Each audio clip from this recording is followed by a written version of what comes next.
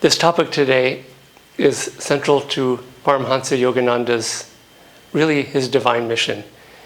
He said that he did not come to bring a new religion, new scriptures, new books that people can beat other people over the head with the way that too many people do in religion and what he called churchianity. He said that there would be a revolution in the churches where people would come to seek the direct experience of God and not, of course, just to hear more scriptures and quotes and tell people what they should be thinking. People really want experience in this day and age. And this really is the essence of Yogananda's teachings, which is to meditate, go within, and have this taste and this direct experience of the divine. I grew up in a religion that mostly went by the book and taught in that way. And I wasn't satisfied with it. I wanted experience. And I knew there was more. I didn't know even that more was God, but I just knew that there was more in life and that I had to actually taste it and not just hear about it. And I had some divine experience that led me to Ananda Village, to Swami Kriyananda in 1977, where Keshava was already living there at that time. And coming to Ananda Village, I got to see people who were living these things. And I got to see this light in their eyes, this joy in their nature. And Swami Kriyananda ji was away at the time. He was traveling. So I didn't get to meet him yet. But as soon as I entered the Ananda land and met these great souls like Keshava and others, I knew right away, this is my life. This is going to be the rest of my life. And I knew I want what they have. And I knew it wasn't the water they were drinking, that it was something much more than that. And so I started learning meditation. I'd been learning for a while and following Yogananda, so I also knew that he was my guru. But then when Swami Kriyananda came back from his trip, I was really shocked because I had a mental image based on what the books used to say about what a saint was like. And I grew up in a church where Jesus was sometimes promoted as gentle Jesus, meek and mild. And he was sort of this wimpy kind of a character who was always petting a sheep in a very sentimental way, which had a good side to it. But Swami Kriyananda had so much power and energy, and he was speaking with authority and writing music and singing songs, and he was already writing books. And I was taken aback. And I think Keshava was a lot smarter than me because he probably knew right away that this man is a saint, but I didn't know. I thought he was, but I needed to know for myself. But there was part of me that said either he's a great saint or he's the most egotistical person I've ever met. That was in my mind, and I have to know. I have to experience it. I can't go look it up in the book. It's not going to be there. And so it took some months of watching him and tuning into him, and then one day I had a very deep experience in his presence of divine light and this enlightenment that really is the true spiritual authority. And so many of us, most of us, all of us, I think, who are listening today, need that direct experience. And that direct experience is realization, enlightenment, inspiration, the direct experience of God, as Yogananda talked about it. And so this is really, nothing is going to satisfy the heart until then. The book is not going to satisfy the heart. And very often, the book, the good book, as they call it in Christianity, and that book is not going to agree with reality out there. And we have to face a dilemma. And that's a problem in many people's lives today who depend on the book. I've been a bird watcher for many years, and there's a saying among bird watchers. They say that if the bird and the book disagree, believe the bird. And that means that if what you're seeing in front of you does not match up with what the book is supposed to be saying, believe what's in front of you. Believe your direct experience. Yes, refer to the book as a reference, but you'll find that if you can guide your life based on this inspiration, experience, you will find that most of the real powerful inspirations and new things that come up in life, individually, as a group, as we've seen with Ananda Sangha, come from inspiration. They're not in the book. And this is what I've seen with Ananda over the years. And this is why it is important to follow what Christ said, by their fruits you shall know them. And this is what I saw when I came to Ananda Village. I saw the fruits in these individuals who had inspiration and joy and kindness and compassion, all these really divine qualities that I was wanting to develop.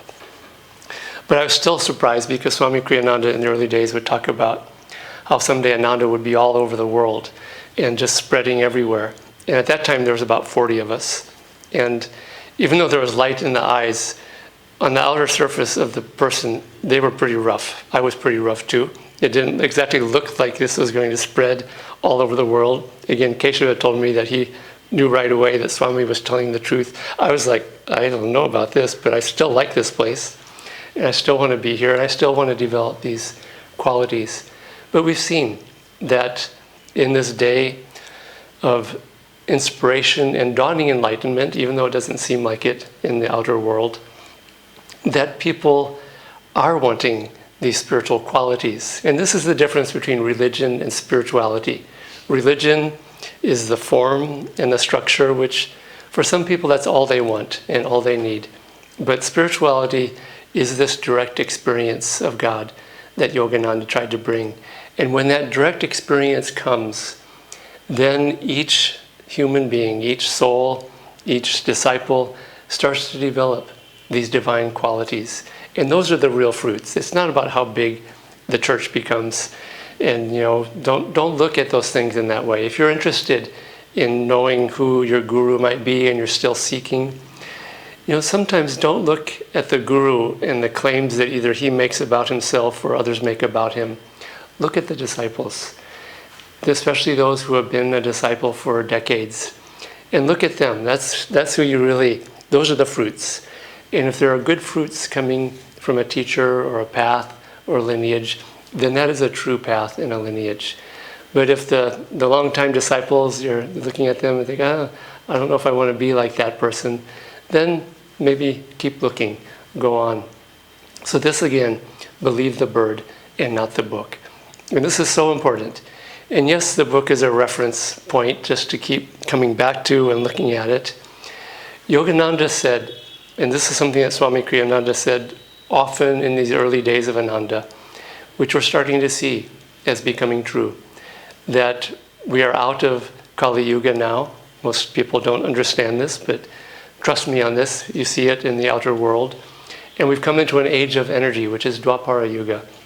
And Yogananda, Swami Kriyananda taught from the beginning, when I was a small child at Ananda Village, spiritually speaking, that there would be a great clash between these old forces of matter, rigidity, form by the book in religion, but also in politics, in country, in warfare. There would be one last gasp as these old forces tried to hang on for dear life. And you see this in religion. There's some religions becoming much more fundamentalist and ardent and even violent. But then people, many are seeking more. They're seeking this direct experience. And you see this, unfortunately, with governments and armies and dictators who use the old methods of bombs and force and destruction to try to take over people's minds and hearts. And that's the old way. Unfortunately, Swami Kriyananda said that the energy, the new energy of this new age of energy will, for a time, energize the old ways of Kali Yuga and make warfare more powerful and more deadly and more evil and more effective. But he said this time would go, and that it's inevitable that Dwapara Yuga will have the final word because we're going into that age. But how do we work with these things and these things that we're talking about? I'll read something that Swamiji wrote in his book, which I would really recommend this book. It's one of the best and my favorite, which is The Hindu Way of Awakening by Swamiji. In that book he writes, "We have emerged from Kali Yuga, a male-dominated era when physical force seemed the only way of attaining one's objectives, and are already being swayed by the fresh spring breezes of Dwapara Yuga, the age of energy.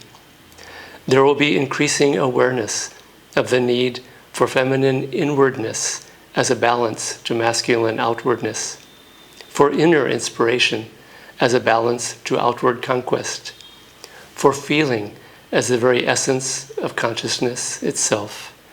In the struggle to adapt to these changes, it will be increasingly necessary to distinguish between calm feeling, which is intuitive, and the disruptive feelings of raw emotion. There is a need now, today, to recognize the importance of inner peace as the soil in which alone the plant of true happiness can flourish. And so he's talking about this direct experience, and not only going by the book, that this inwardness is essential in this day and age. And the forces of outwardness and violence are trying to assert their last final gasp. And Yogananda, he said this was the last battle before coming into what he said would be a golden age. But in the short term, I'm afraid to say it's not going to be very golden. It's probably going to get much worse, as we start to see in the world. And so how do we prepare for this? And we need to prepare inwardly, not just outwardly, the way the forces of the world are trying to make us prepare. Yeah, we need to be practical in many ways. But these spiritual teachings that Yogananda gave us are very, very practical, as I'll talk about in a little bit. But we need to work with the qualities of this age of energy, learning to control energy, to focus our energy, to have more energy. But at the same time, rather than just this outward dominant, force dominant kind of energy, work with compassion and kindness in these inward qualities that will help us to act from a center of kindness, compassion, calmness, of spiritual awareness. Because this really is the way out for all of us in this age. And these things are also very practical. This is something I've seen with a monastery that we're developing. I need a drink of water here.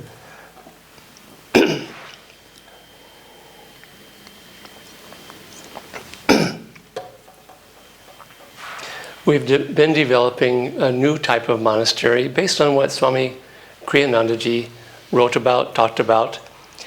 And so we are referring to the book in some ways. But when he talked about it, he wrote, I want Ananda to adopt this new type of monastery when the timing is right. And when is the timing right? Well, you look up in the index of the book and you don't find that exact answer right there, because we need to tune into that. And we have been doing our best to tune into that.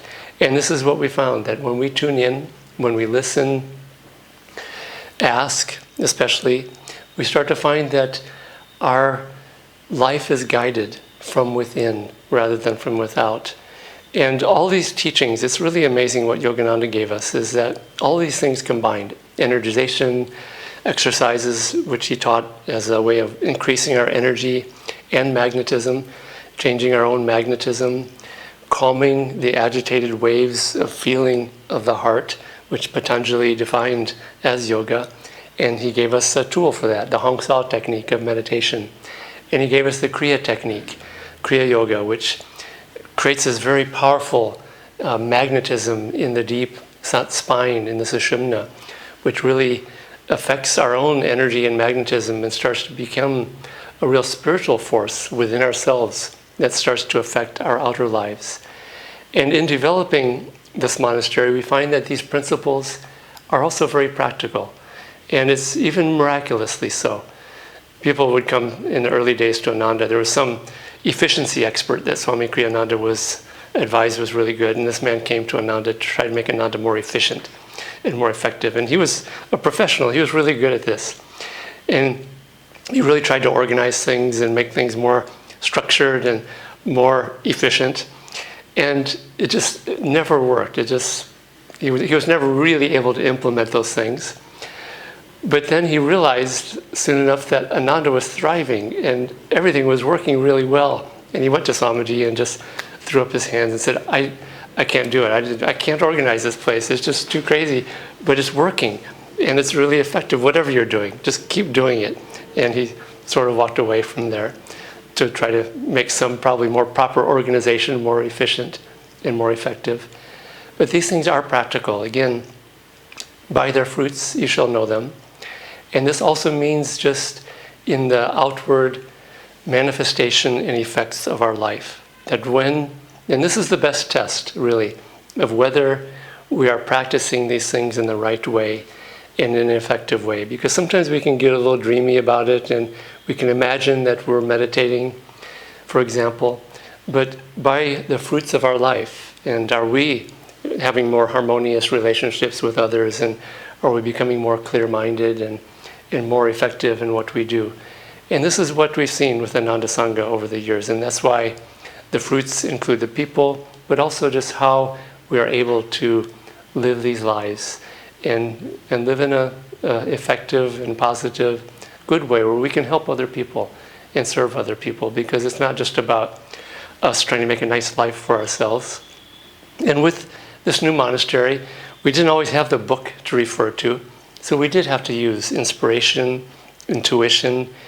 And next week's topic is more on intuition, so maybe I'll give a little bit of a preview for that. But what I discovered was that we believed and felt strongly that Swamiji wanted us to implement this new kind of monastery. And so the question always was how? And so we would always ask. That's the first step. Ask. How few people ask the master or the wise ones. When Yogananda would lecture in America in the 1920s, he'd have a hall filled with thousands of people.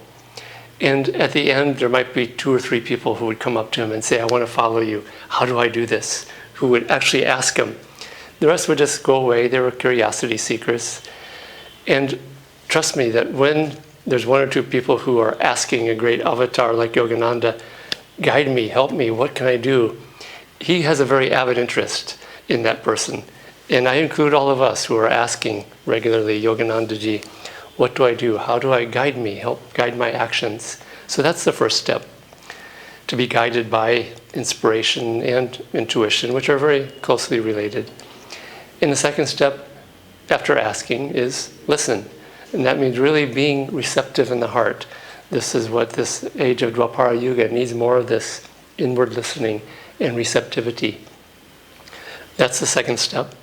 The third step, we don't always hear things really clearly, because rarely does God come and give us a book, either metaphorically or physically, to answer every one of those questions. So we have to try tentatively to see, okay, I feel like I'm hearing this through my inner voice of intuition and guidance from Yogananda, and then take a step. So it's listen, or ask, listen, and act. And that means just taking a step, take a tentative step and say, okay, does it still seem like I'm on the right track? And ask and listen, and then keep moving. And as you act in this way, this is what we found. We shifted our monastery up near Chandigarh to look for land there, and it was almost purely an intuitive guidance. But we didn't assume that this was the final truth. What we did was we took some tentative steps and started feeling it out, going to Chandigarh area, looking for land. In every step that we took, there was support, success, guidance, and also, finally, also talk to wise people in the body rather than just vaguely trying to talk to Yogananda. Talk to wise spiritual guides and superiors who are real, and double check with them, because this is what we did too. As we had these inspiration and inner guidance, we would check, and I would always check with our spiritual guides, our dharmacharyas in India and in America. In this process of asking, listening, acting, and moving, you'll find that it really guides our inner life and our outer life. It really starts to guide us towards inspiration. It really starts to guide us towards success. And finally, especially, most of all, coming back to Yogananda's real purpose for coming was to give people the direct experience of God. And that experience comes through inspiration and intuition. When Yoganandaji had that very inspired experience of samadhi that he wrote about in Autobiography of a Yogi, he wrote about that experience just after it happened. He said that during that experience of God, when I was in that uplifted, blissful state, he says, I cognized the empyrean, the universe, from a point of intuitive perception in my heart.